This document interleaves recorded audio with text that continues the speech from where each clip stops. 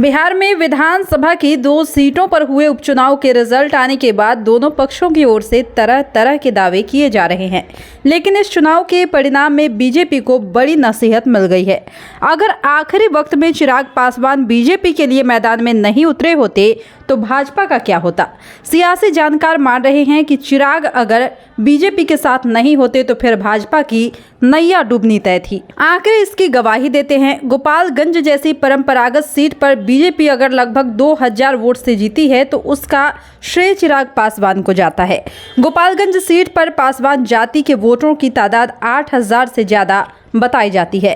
पासवान जाति के वोटर चुनाव प्रचार की शुरुआती दौर में राजद उम्मीदवार के पक्ष में बताए जा रहे थे, लेकिन चुनाव के आखिरी दौर में चिराग पासवान के गोपालगंज में रोड शो ने माहौल को बदल दिया। गोपालगंज के पासवान जाति के वोटरों ने भाजपा का साथ नहीं दिया होता तो बीजेपी उम्मीदवार की हार तय थी। बीजेपी के रणनीतिकार इस बात से खुश हैं कि मोकामा जैसी सीट पर उसे लगभग 63,000 वोट आ गई।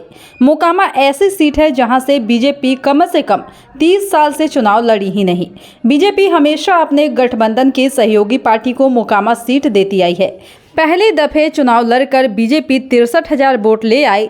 इसमें वह अपनी उपलब्धि मान रही है, लेकिन इसमें भी चिराग पासवान ने बड़ा रोल प्ले किया है। दरअसल मोकामा में जब चुनाव प्रचार आखिरी दौर में था तो चिराग पासवान ने वहां रोड शो किया था।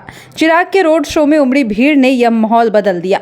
मोकामा में पहले से ही लोजपा की अच्छी पकड़ रही है, लेकिन पिछले विधानसभा चुनाव में भी चिराग ने अपने दम पर उम्मीदवार खड़ा किया था तो उसे 13,000 से ज्यादा वोट आए थे। मोकामा में पासवान जाति के वोटरों की संख्या 12 से 15,000 के बीच बताई जाती है। मोकामा के लोगों के मुताबिक चिराग पासवान के रोड शो के बाद पासवान जाति के वोटरों ने सड़क पर ऐलान करना शुरू कर दिया कि वो बीजेपी को वोट करेंगे। इसके बाद ही दूसरे तबके के लोगों को लगा कि बीजेपी में रेस है, लिहाजा दूसरी जाति का वोट भी भाजपा में जुड़ता चला गया।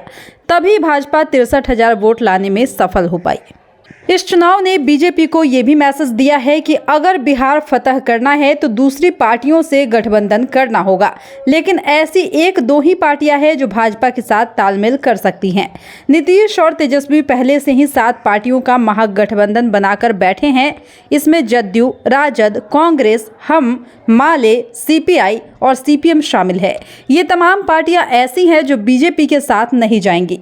ऐसे में कुछ जनाधार वाली 2 ही पार्टियां बची है जिसमें बीजेपी गठबंधन कर सकती है।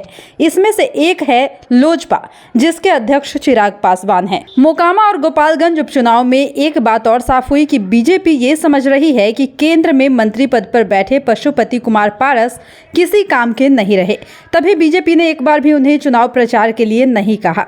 दिल्ली में बैठे भाजपा के दिग्गज चिराग पासवान को प्रचार करने के लिए मनाते रहे। लोजपा के सूत्रों के मुताबिक खुद अमित शाह के कई दफे की कोशिश के बाद चिराग पासवान चुनाव प्रचार करने के लिए राजी हुए।